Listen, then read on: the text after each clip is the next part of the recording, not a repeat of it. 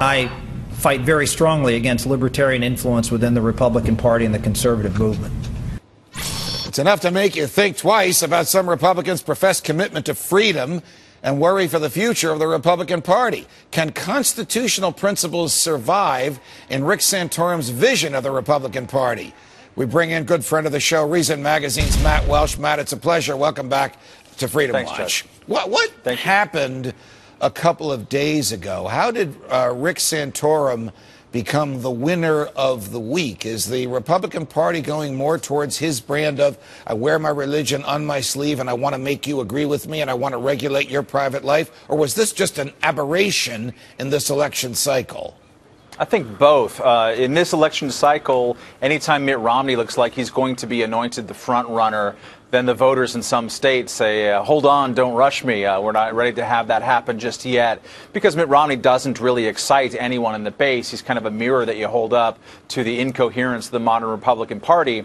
Santorum is a good campaigner. He's been very good on the stump for his ideas, and he represents ideas that a lot of Republicans, not necessarily libertarians, hold dear. He's basically the compassionate conservative champion out there running. What do you think of his disdain for libertarians? I mean, the clip that we just ran is the second one. There's another one that's out there you've probably seen where he says, I don't know of any time in history where individualism has brought happiness or prosperity. I guess he forgot about the first two-thirds of American history before the progressive era when Woodrow Wilson and Teddy Roosevelt came along. But bringing this to today, could he possibly get the nomination? And if he got it, could he possibly win without bringing libertarians in instead of freezing them out?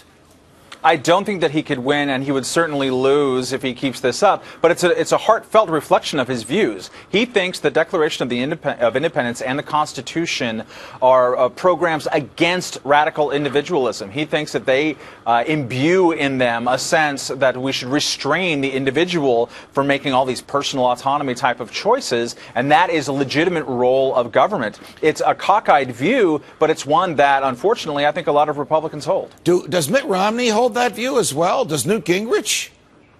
Well, I think if anyone knows what Mitt Romney's actual views are, they got a great career ahead of them. And Newt Gingrich just wants to, as you know, fire every judge that he disagrees with.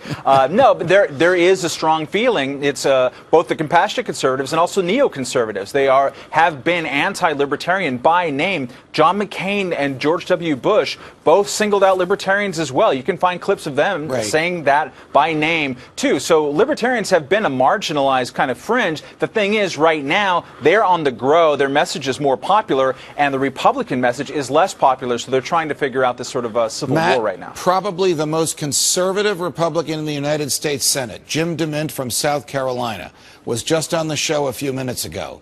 He says that Republicans will fail without libertarians, and any Republican that excludes them rather than tries to bring them in will destroy the party. Do you agree? I do, and unfortunately for Jim DeMint, it might be a little bit too late.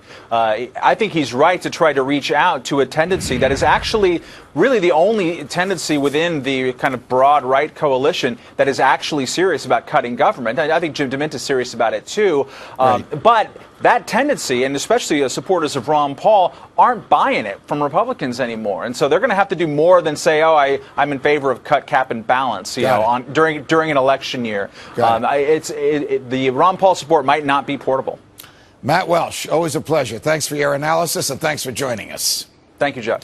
Up next.